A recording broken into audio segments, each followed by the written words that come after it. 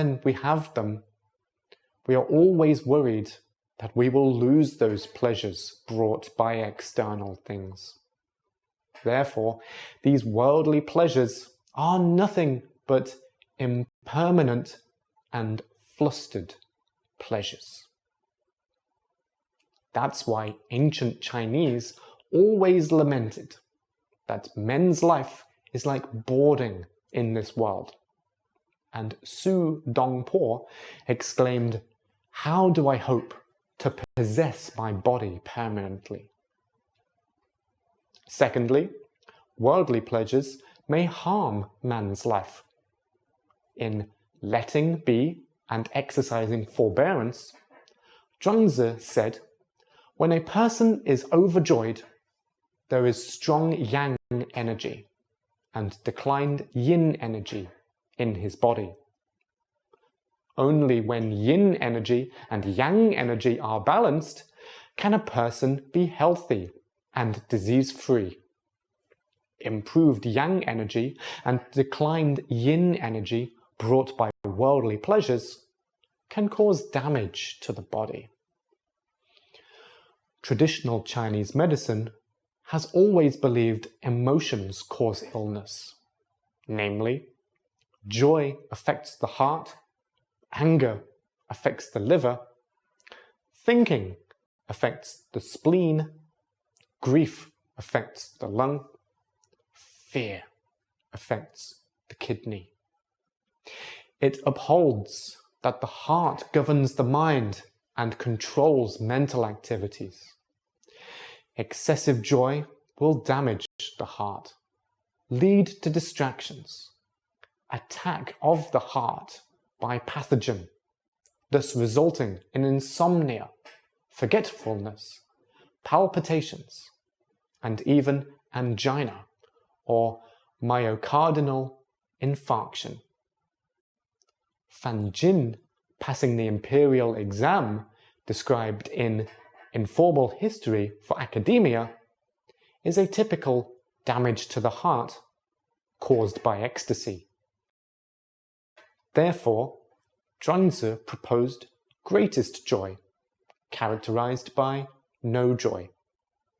No joy is a kind of void quietness, featuring not affected by pleasure, anger, sorrow, and joy. Void quietness is a spiritual realm most advocated by Taoism, which means peace, emptiness, and calmness.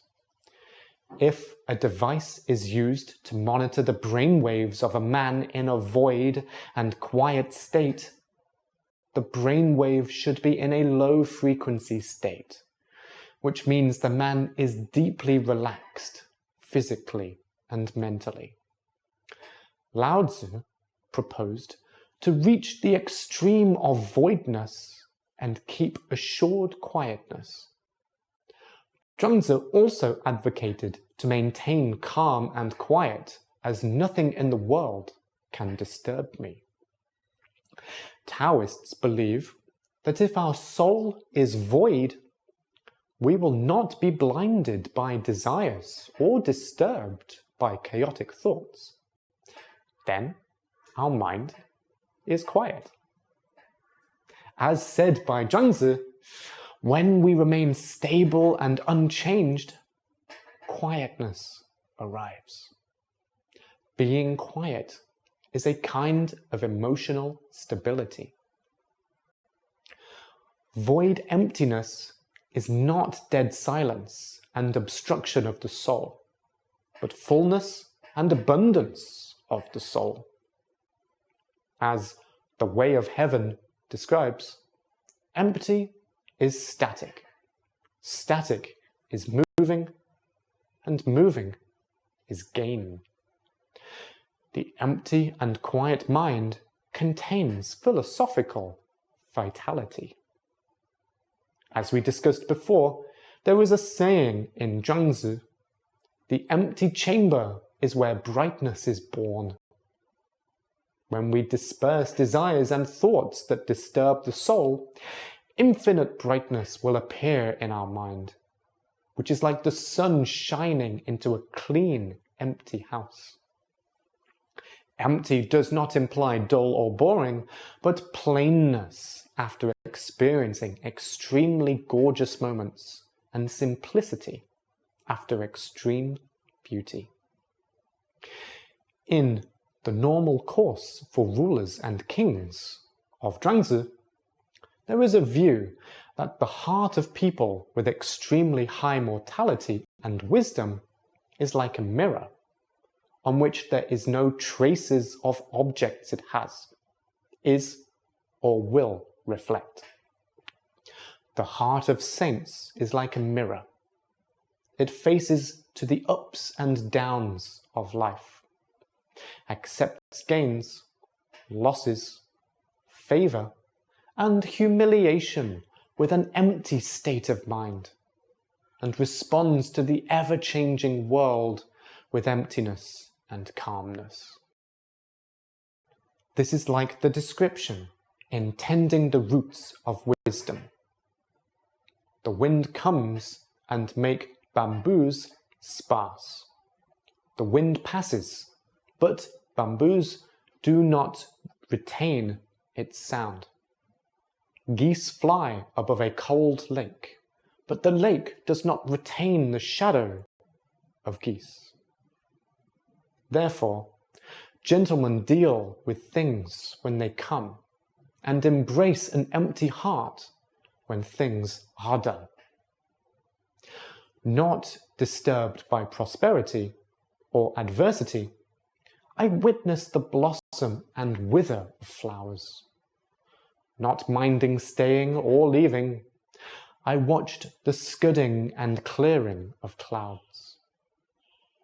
The above scenes imply the impermanence of life.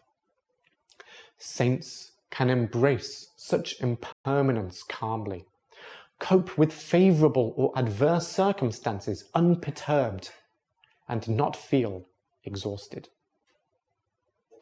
Not feeling joyous or afraid, even if thrown into waves, described by poet Tao Yuanming, and returned home leisurely no matter it was windy, rainy, or sunny, described by poet Su Shi, are all the state of void and quiet. As said by famous scholar Zhou Guoping, the best state of life is being rich but quiet. We embrace quietness after getting rid of temptations of fame and wealth, and embrace richness because we have treasures in the spiritual world. Isn't this best state of life similar to the greatest joy is no joy, advocated by Zhangzi? We've now reached the end of section 5 of chapter 5. Before we finish, I have some questions for you to think about. You can see them on the screen now. Please pause the video to think about them and continue